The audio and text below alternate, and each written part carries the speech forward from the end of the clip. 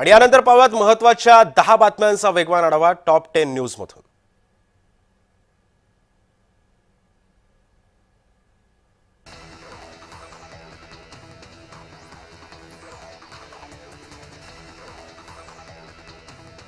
दोन 2008 साली मालेगावमध्ये झालेल्या बॉम्बस्फोटाचा निकालाच्या पार्श्वभूमीवर पोलीस सज्ज झालेत। बॉम्बस्फोटामध्ये 6 लोकांचा झाला होता मृत्यू।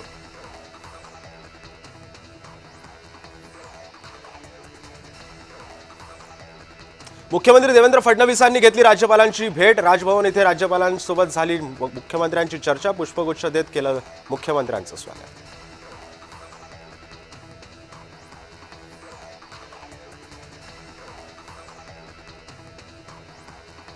पुणे बंगळुरू महामार्गावरील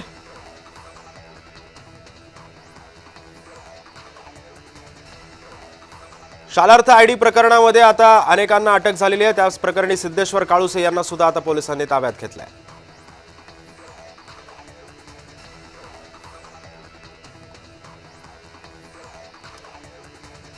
आयएएस अधिकारी असीमा मित्तल यांची बदली करण्यात आलेली आहे। नाशिकच्या आयएएस अधिकारी त्या होत्या, त्यांची बदली करण्यात आली असून आता त्या जालन्याच्या नव्या जिल्हाधिकारी असणार आहेत।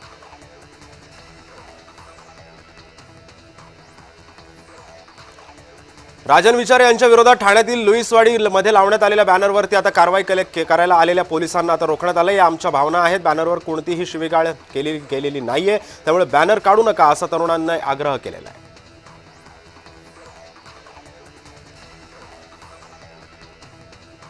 पुणे बंगळुरू महामार्गावरील तासवडे टोल नाका परिसरातून 95 लाखांच्या सोन्यावर डल्ला चोरट्यांनी मारलाय। 5 संशयित दरोडेखोरांपैकी 1 जण पोलिसांच्या ताब्यात आहे। महिलांना रात्रीची शिफ्ट मंजूर करण्याचा निर्णय घेण्यात आलाय। दिल्ली सरकारने हा निर्णय घेतलाय, तर महिलांसाठी वाहतूक आणि सीसीटीव्ही सुद्धा बंधनकारक असणार असल्याची माहिती आहे।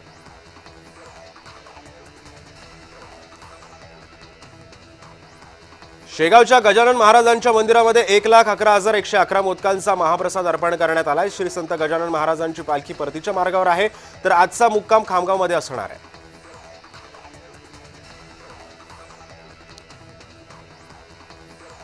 बारामती भटक्या कुत्र्यांवर नियंत्रण मिळवणारं देशातलं पहिलं शहर ठरलंय। उपमुख्यमंत्री अजित पवार यांनी भटक्या कुत्र्यांचा बंदोबस्त करावा असे आदेश दिल्यानंतर बारामती नगर परिषद ऍक्शन मोडवर आली आहे।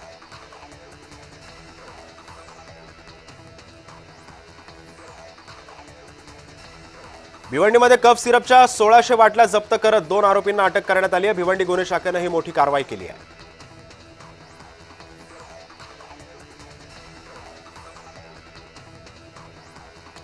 भिवंडी महानगरपालिकेच्या प्रभाग समिती 10 परिसरामध्ये पाण्यासाठी नागरिकांना वणवण करावी लागते। गढूळ पाण्यामुळे नागरिकांचं आरोग्य धोक्यात आलंय। जर पाण्याची समस्या लवकरात लवकर सोडवली नाही तर आंदोलन करू असा इशारा सुद्धा संतप्त नागरिकांनी दिला आहे।